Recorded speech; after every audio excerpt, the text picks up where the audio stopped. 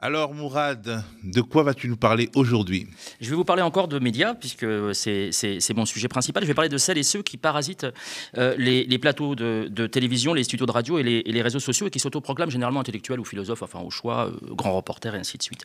J'ai revu un excellent reportage qui s'appelle « Les intellectuels s'engagent », qui date de 98, et dans lequel donc, il part en gros de l'affaire Dreyfus jusqu'à la fin des années 2000, et les Boat People notamment, et la chute du mur de Berlin bien évidemment. Et Michel Vinocq, le célèbre historien, il dit ceci. Jadis, l'important c'était les livres, les journaux, et aujourd'hui c'est indiscutablement les médias de masse. Nous sommes en 1998, donc Internet n'est pas encore développé, les réseaux sociaux ne sont pas encore suffisamment développés comme c'est le cas aujourd'hui. Ceux qui ne passent pas à la télévision ne sont plus connus.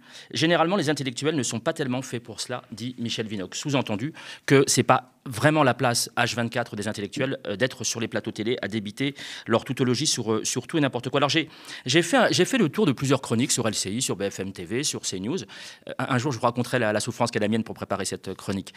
Et donc, je me suis rendu compte, finalement, ça m'a confirmé plutôt le fait qu'ils n'étaient pas énormes.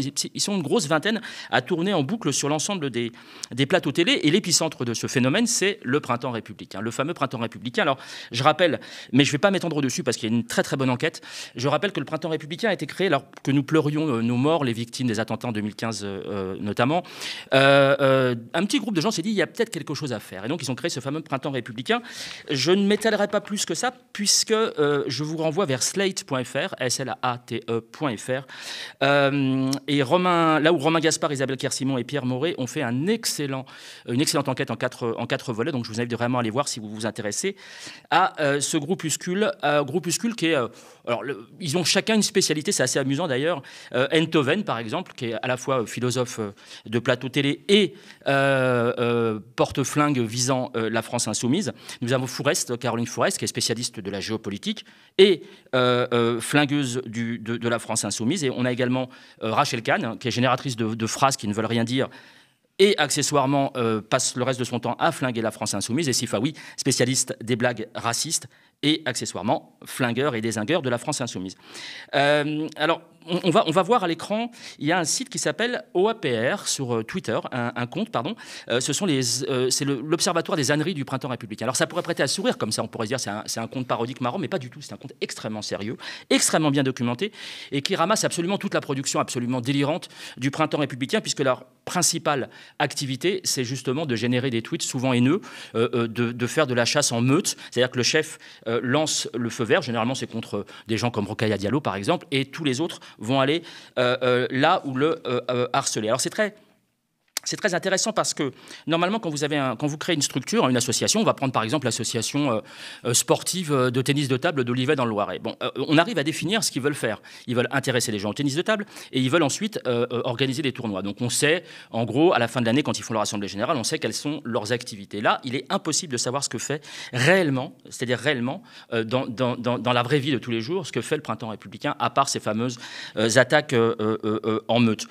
Sachant, en plus, qu'il y a eu, depuis la création du printemps républicain, on a observé, on a alerté à plusieurs reprises, il y a eu une dérive qui a poussé notamment Enthoven, qui est un peu le gourou de la secte, à dire que dans un match présidentiel entre Marine Le Pen au second tour et Mélenchon, à 19h59, il irait glisser un bulletin pour Marine Le Pen, ce qui est quand même assez impressionnant pour des gens qui se disent encore de gauche, mais on va peut-être voir un visuel qui rappelle ce fait avec le contenu de son tweet qu'il a depuis récusé, mais le mal, évidemment, a été fait. Donc, qu'est-ce qu'ils font? Ils écrivent aussi des bouquins qui n'ont absolument... mais réellement, je le dis sans méchanceté, qui n'ont aucun intérêt scientifique. C'est-à-dire qu'aucun des livres produits par les gens du printemps républicain n'a servi, par exemple, pour un scientifique à appuyer sa thèse de sociologie ou à appuyer je ne sais quels travaux. Par contre, et c'est là que c'est intéressant, ce que je vous disais tout à l'heure par rapport au club de tennis de table, il sert l'intérêt général. C'est-à-dire qu'il a une vocation d'intérêt général pour le plus grand nombre. Là, à partir du moment où vous n'avez pas un intérêt général, puisque vous n'avez aucune activité, eh bien, il faut se poser la question pourquoi ils sont là. Eh bien, ils sont là uniquement pour asseoir leur présence médiatique de façon à pouvoir briller et enclencher une espèce de système vicieux, c'est-à-dire que plus on les voit, plus on les sollicite, donc ils participent à des conférences qui sont rémunérées, jusqu'à, par exemple, l'exemple de Gilles Clavreul, qui est l'un des cofondateurs, un ancien... enfin, il est toujours préfet d'ailleurs, et qui lui, s'est fait payer 82 000 € par la ville d'Argenteuil pour quelque chose de tout à fait discutable, puisque c'était une formation, alors on ne sait pas trop si c'est à la laïcité ou à la citoyenneté pour les agents municipaux. 82 000 €. Donc vous voyez tout ça. Toute cette présence médiatique, si vous voulez, derrière, c'est quand même sonnant et trébuchant. C'est pas fait au hasard et a fortiori pas pour des questions de laïcité. Alors, on pourrait me dire que beaucoup de gens vont sur les réseaux sociaux ou sur les plateaux pour se montrer. Il y a des contre-exemples, bien évidemment. Je vais prendre celui de Cédric Héroux. Alors, on va sans doute voir la photo. C'est lui qui a créé, vous savez, la communauté Emmaüs dans la vallée de la Roya et qui accueillait, jusqu'à il n'y a pas très longtemps, les migrants qui passaient la frontière italienne. Donc, c'est un homme pour qui j'ai vraiment une profonde admiration. Et lui, donc maintenant, a créé une communauté Emmaüs, accueille plus largement les gens en situation de précarité. Et il a quand même une médaille en or puisqu'il a gagné contre Ciotti, Éric Ciotti, qu'il avait traité de plus gros porc français, et il a gagné sur la base de la contradiction. Alors lui, qu'est-ce qu'il me dit? Il me dit, ouvrez les guillemets, il m'arrive de gratter, c'est le terme qu'il emploie, il m'arrive de gratter de l'argent quand je fais des conférences, mais comme je suis salarié au SMIC dans ma communauté, donc communauté qu'il a co-créée, j'estime ne pas avoir à toucher plus d'argent. Je demande donc que la facture soit établie au profit de la communauté Emmaüs. Et je trouve ça assez remarquable. Donc il y a quand même des contre-exemples. Alors vous pourriez dire, pourquoi je m'intéresse à ça si finalement ils n'ont pas d'activité? Alors malheureusement si, parce qu'ils ont un pouvoir de nuisance qui est absolument remarquable. Et je vais vous prendre l'exemple de l'Observatoire de la laïcité qui a été mené de main de maître, vraiment les travaux ont été menés de main de maître par Jean-Louis Bianco et Nicolas Cadenne, qui a tout simplement sauté sous la pression du printemps républicain, aidé en cela par des gens comme Jean-Michel Blanquer, parce qu'il faut bien qu'ils aient des relais quand même au gouvernement, Jean-Michel Blanquer et Marlène Schiappa.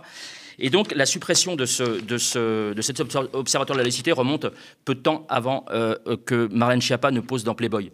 Alors j'ai appelé Nicolas Cadenne pour être sûr de l'influence qu'a pu avoir le printemps républicain sur la disparition de l'Observatoire de la laïcité. Voilà ce qu'il me dit. Enfin, voilà ce qu'il dit aux médias, pardon. Dans l'extinction de l'Observatoire de la laïcité, le printemps républicain a, nous supposons, eu une influence indirecte, parce que tout ça s'est fait évidemment de manière tout à fait opaque. Simplement parce que nous défendions le droit, nous étions jugés par ses membres laxistes face à la montée de l'islamisme. Sans doute parce que nous considérions qu'il n'y avait pas besoin de changer le sens juridique de la laïcité pour le combattre. Alors je vous passe sur l'argumentaire de Nicolas Cadenne. Il explique que certains responsables politiques ont considéré que parler de laïcité de manière radicale constituait un bon filon médiatique, on y revient, quitte à surfer sur l'émotion au détriment de la réflexion de fond. Il dit également qu'il s'appuyait sur des sondages d'un institut bien connu, mais dont la méthodologie est pour le moins contestable et qui s'avère proche des thèses du printemps républicain, sondage pourtant malheureusement repris sans recul par beaucoup de médias. Donc ce qui explique le fait qu'on les voit absolument partout, puisque ce qu'ils peuvent dire à l'antenne ou ce sur quoi ils peuvent s'appuyer, là Nicolas Cadenne nous parle des sondages, est généralement quelque chose de tout à fait discutable, voire orienté. Alors pendant longtemps, il y a eu Amin El-Khatmi, qui est maintenant passé à l'extrême droite avec Armée Bagage, qui a été président. Parce qu'il fallait aussi avoir une image de quelqu'un qui soit musulman, qui soit jeune, qui soit un ancien du PS, pour valider un certain nombre de thèses. Donc Amin El-Khatmi, il coche toutes les cases. Il a fait le job pendant plusieurs mois. On a alerté à chaque fois en expliquant qu'il n'était pas spécialement islamophobe, mais carrément qu'il tenait des propos racistes vis-à-vis des musulmans. Rien n'y a fait. Et ils ont semblé découvrir. On va regarder la vidéo d'une rencontre où vraiment je vous demande de regarder le sourire satisfait d'Éric Zemmour qui vient de faire une belle prise de guerre. Je vous laisse écouter. Et je veux dire à ceux qui me font la leçon depuis quelques jours en me demandant pourquoi je viens ici, je veux leur dire simplement que je préférerais toujours venir acter des désaccords avec des patriotes de droite que de prendre le risque de m'afficher avec une gauche qui a fait de la haine anti-France un moteur et un carburant. Vous êtes d'accord ? Donc voilà, tout ça mène à alimenter, je reviens sur le 19h59, je voterai Marine Le Pen, et là je vais converser et féliciter Éric Zemmour, c'est un naufrage total et absolu. Alors parmi cette équipe de Guéluron, il y a également Rachel Kahn. Alors Rachel Kahn, elle est très particulière, elle a un parcours en zigzag, je vous laisse aller voir ça si vous le souhaitez. Donc on la voit un peu partout, elle fait des bouquins, elle reçoit des prix dont on n'avait jamais entendu parler avant, c'est des prix, c'est les médailles en chocolat en fait. Mais on la voit partout, et qu'est-ce qu'elle vient faire? Elle vient parler de wokisme, elle vient parler à chaque fois de laïcité, de wokisme, mais je prends un exemple. Alors, il y a Madame Curves sur les réseaux sociaux qui a plutôt bien résumé en disant « Il doit y avoir un challenge entre eux pour caser un max de mots qui compte triple ». Là, elle a mis « colonisé, dogme, wokisme et Shoah » dans la même phrase. Et si vous voulez, c'est ça qui est assez amusant avec eux, c'est qu'ils viennent ce pourquoi ils vont dire ce qu'on attend d'eux. En fait, ils ont un rôle et ce rôle-là, ils vont pas en sortir, sinon ils ne sont pas invités la fois suivante. Vous voyez, c'est pas tous les jours qu'on a un Villepin qui grille Nathalie Arthaud sur sa gauche, hein, comme c'est arrivé avec la condamnation des groupes financiers américains qui imposent leurs lois. Là, c'est quelque chose de complètement attendu. On sait exactement ce qu'ils vont dire et dire qu'on avait imaginé un quart de seconde qu'elle puisse être ministre de la Culture. Moi, ça me fait complètement halluciner. Alors, la pauvre Rachel Kahn, je ne vais pas trop m'attarder sur elle parce qu'elle est en train de se faire doubler pour le coup par la bande d'arrêt d'urgence sur la droite, par une nouvelle qui vient de débarquer qui s'appelle Abnous Shalmani, une franco-iranienne, une journaliste, écrivaine, enfin ils sont toujours journalistes et écrivains, et elle, alors c'est même pas qu'elle coche toutes les cases, c'est qu'elle va encore plus loin, et là elle remettait un prix de la laïcité, je crois que c'était à la mairie de Paris il y a pas très longtemps, et je vous laisse regarder comment elle termine son intervention, c'est pathétique. Merci et bravo à de sacrées femmes brillantes qui transmettent dans la joie et l'intelligence le bonheur d'être libre et laïque.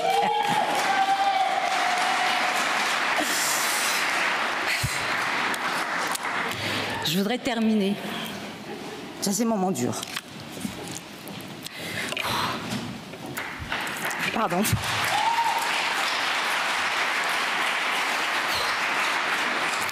Je vais terminer en dédiant cette cérémonie aux 1400 victimes des pogroms du 7 octobre 2023.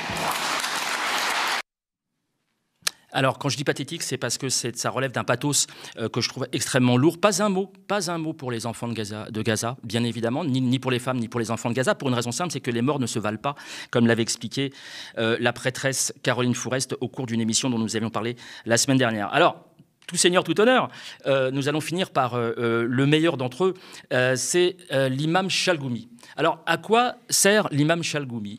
On le sort à chaque fois qu'il y a besoin de prendre la parole au nom des musulmans, alors qu'il ne représente en fait que lui-même. Il n'est pas d'ailleurs imam, je lis et j'entends assez souvent qu'il était imam de Drancy, il n'est pas imam de Drancy, c'est l'un des imams de Drancy, et vu le temps qu'il passe dans les réunions, les rencontres, les conférences et les plateaux télé, je me demande à quel moment il prêche réellement. Chalgoumi a eu la chance d'avoir un sketch qui a été vu des dizaines de millions de fois et qui date de la semaine dernière, un sketch qui le ridiculise dans l'émission de Pascal Praud sur CNews. Je vais vous laisser voir. Alors, je vous préviens, il y a une difficulté, il y a un piège. Il va falloir reconnaître le vrai Chalgoumi du faux Chalgoumi. Je vous laisse regarder. Il faut vivre de se suicider. Pourquoi vous avez des rêves de se suicider, de sa propre foi de soi-même, de son sabbat. Soutenu par la politique turque et par la politique aussi qatari. Ça fait que c'est une nourri avec la haine. Mira, Kouachi, Kolabali. Les Français, c'est les girafes. C'est les girafes. Il y a plusieurs catégories de girafes dans la jungle. Il y a long co, petit co, moyen co, oblique, des obliques. À la fin, quand il cherche à se mettre sa personnalité, il est où ? Il est où? Est-ce qu'il est de Méditerranée? Est-ce qu'il appartient à telle catégorie de poissons? Est-ce qu'il est marocain? Est-ce qu'il est algérien? Est-ce qu'il est parisien? J'ai envie de dire une fois, c'est que l'amour de tout le monde, et j'ai envie de dire Inch'Allah. Mais j'ai envie de dire France, Inch'Allah. C'est pour ça, c'est que la France, elle doit être mise au sommet, et la police, elle est au sommet avec la France. Parle France Akbar, oui. Ça provoque un peu, mais c'est la réalité. Oui, on dit serait plus Allahu Akbar, ce serait France Akbar. France Akbar. Oui, elle est grande cette République. Déjà Patrick, s'il vous plaît, permettez-moi pour la France et pour les Français de chanter la Marseillaise tout d'abord aujourd'hui. Non, on n'a pas le temps. Même pas le refrain? Non. L'hymne national, comme on aime la première sourate de Coran. Intégrer la France, ça veut dire la patrie, l'amour de la patrie. Quel aime José? Jésus-Christ, l'islam, le judaïsme, ils doivent être tenus. C'est l'amour qu'il doit avoir. Ah, je vous avais prévu, c'est pas un jeu facile. Hein. Même moi, je me suis laissé prendre. Là, j'ai du mal à reconnaître le vrai du faux. Alors, il y a beaucoup de gens qui sont tombés sur le rap des auteurs de cette excellente vidéo. Je parle évidemment de la caricature, en disant qu'on se moquait de lui parce qu'il parlait mal le français. C'est pas la question. C'est pas du tout la question. La question, c'est comment peut-on incarner le monde musulman, même si j'aime pas cette expression de monde musulman, parce qu'ils font partie de la communauté, les musulmans font partie de la communauté nationale, mais comment mettre ce garçon qui raconte tout tout et n'importe quoi, qui va serrer des mains au CRIF. Donc le CRIF, je précise le CRIF. Pourquoi le CRIF? Parce que c'est l'extrême droite, les représentants de l'extrême droite israélienne en France, et pas l'ensemble de la communauté qui d'ailleurs n'existe pas. Hein, c'est des Français évidemment à part entière. Et donc je trouve qu'il y a quelque chose de vicieux. Et ça, c'est très bien expliqué par l'humoriste le comte de Boudherbala. Je vous laisse écouter son argumentaire. Je suis vraiment très proche de son point de vue. On venait de diffuser un extrait de l'imam Chalgoumi, je crois, de Drancy, que tu n'épargnes pas dans ton spectacle, et pourtant il est assez respecté, il est sur la plupart des plateaux d'ailleurs. Ouais. Alors donc c'est parce qu'il est sur la plupart des plateaux qu'il faut le respecter et qu'il est respectable. Est-ce que tu l'as déjà écouté parler? Est-ce que tu as vu comment il fait passer entre guillemets les musulmans pour des mecs chelous? Tu vas me dire qu'il n'y a pas un représentant des musulmans qui sait parler français correctement, qui soit en mesure d'avoir une élocution sympathique? On a des intellectuels immenses en France au niveau de l'islam.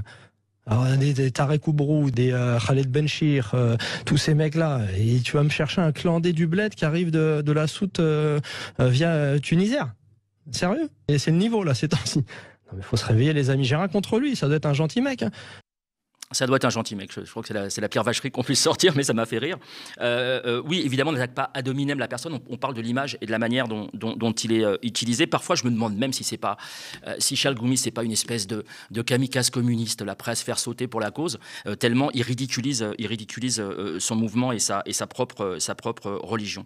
Alors, je voulais terminer par Dominique de Villepin, mais j'ai vu que Daniel Schneiderman hier avait expliqué cette fameuse accusation d'antisémitisme, et il a expliqué très bien. D'ailleurs, je vous invite à aller voir sur le site du média, d'aller le voir en replay. Il y a juste un petit détail, parce qu'on passe pas derrière Daniel Schneiderman sur la question de la critique média, c'est quand même notre prince et notre empereur à tous.